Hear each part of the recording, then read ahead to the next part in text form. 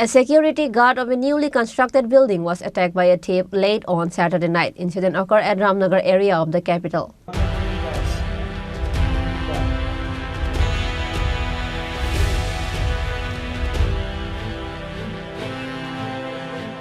According to the details of the incident, it is known that a man named Anil Das was guarding the newly constructed building late on Saturday night.